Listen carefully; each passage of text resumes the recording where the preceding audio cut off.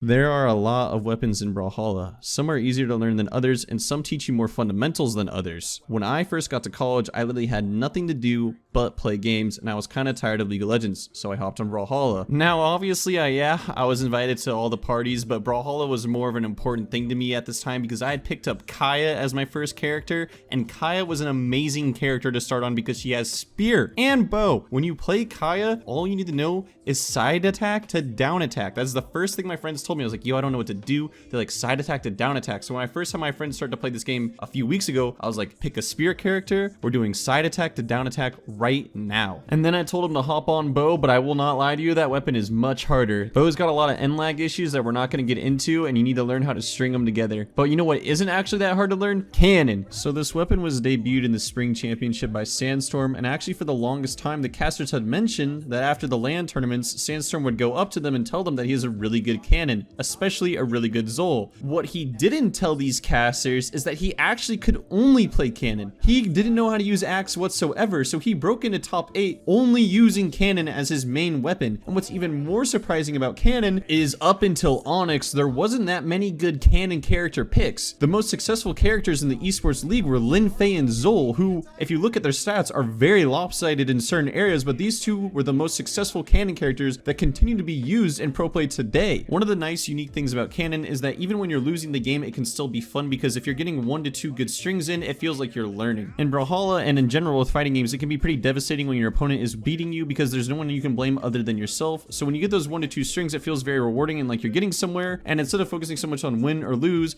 you can focus on if you're getting bigger combos or catching them more often or looking for those reads. So in return, what makes cannon great is how rewarding it can be. And the last thing you want to do is focus on win or lose outcomes. You just want to have those good active feedback response loops of when you're doing well in the game, and when you're looking for those strings and you actually get one, it feels great, and you can go back in the replays and share it with your friends and post it on your Snapchat story or whatever you want to do with it. But cannon is just a great weapon to pick up because it encourages you to play the game more. And if you feel like you're learning, if you feel like you're doing better, you're going to want to play more. And like I said, experience is the best teacher besides me, of course. So playing cannon is just good because it encourages you to play the game more and focus less on the outcome and more on your personal impact throughout each stock. And I'm sure you guys weren't expecting this to be the next weapon, but the next easiest weapon in the game to learn is actually Greatsword, which would be a total lie because Greatsword is actually really hard, and I still struggle to learn Greatsword to this day. The next easiest weapon, even though I'm a liar and hypocrite from earlier, is bow. Why is bow the next best weapon to learn? Because of sidelight, D-light to N-light, which can also be sidelight, D-light to nair, or sidelight, D-light to Sair, or sidelight, D-light to dare, or sidelight, D-light to recovery, or sidelight, D-light to whatever other sig works into the combo. The reason I wanted to hold off on bow for just a little bit is because one of the most essential parts of bow gameplay is actually going off the map with the bow and using Sair and dare to your advantage. However, learning that can be a little difficult at first because if you've ever tried to dare really low off the map, there's a 9 out of 10 chance you'll kill yourself if you're not used to the insane amount of end lag. So there are many points where I hated my life, but one person saved me, and his name was Wrenched. Watching Wrenched play off stage was one of the most amazing experiences I ever got to witness back when that dude was in his prime. Unfortunately, someone who's also really good at playing off stage is Boomy. I'm telling you this as a friend. One of the best ways to get better at Brawlhalla is to learn how to recover, and that is one of Boomy's biggest pieces of advice. So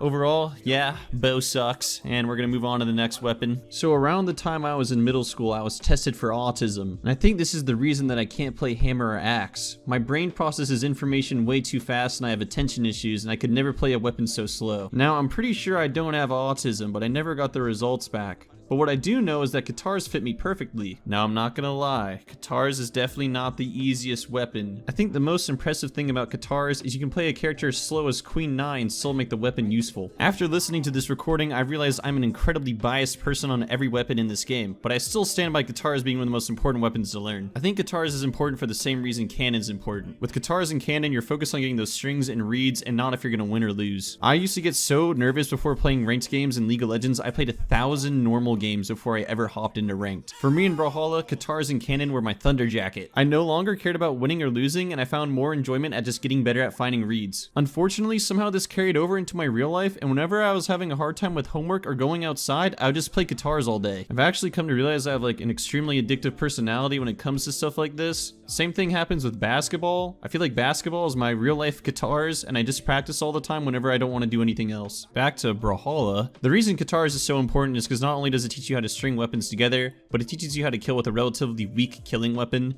So you really got to rack up damage, finish, and follow through with this weapon. I feel like what makes a lot of the more dominant pros so successful is that they kill their opponent far before they ever get into deep red by going off stage with them, and Katars teaches you how to do this really early on. The more time you get off stage practice, the better you're going to get at getting back to stage and killing people off of stage. A very famous example of this is Ethan's Mordex. All in all, Katars is the best weapon in the game to learn because even the Great Sandstorm once lost to Katars at Shine 2019. I remember being in my dorm, I think this was freshman year, I'd already gotten 2 noise complaints from being too loud while playing Brawlhalla. It was like the girl that lived beneath me was just a total rat and kept telling my RA that I was getting too loud. But like every single night she must have had like Olympic curling going on in her room because I could hear the bed frame moving everywhere, so it was super annoying and I never said anything. However, Wrench did beat Sandstorm in the grand finals of Shine 2019 and it was super unexpected. And he did it all with a Suri and then went to go spend all of his earnings on clothing. So yeah, Katars are pretty great and can win tournaments. And the girl that lived beneath me was named Amanda, so let's find her. So yeah, I hope you're encouraged to try one of these weapons and not focus so much on winning or losing. For making it all the way to the end of the video, I'll tell a quick story about how I got the first noise complaint.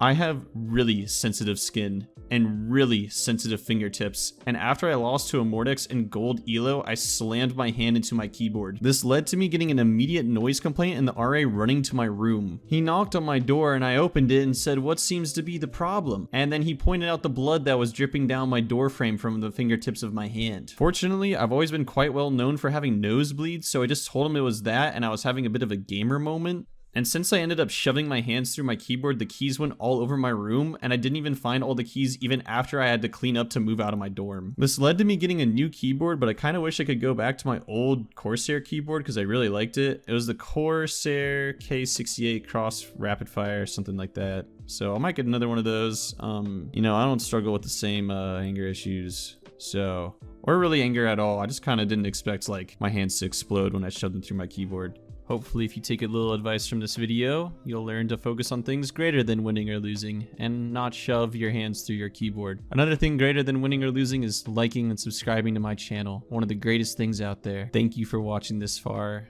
I will upload again very shortly.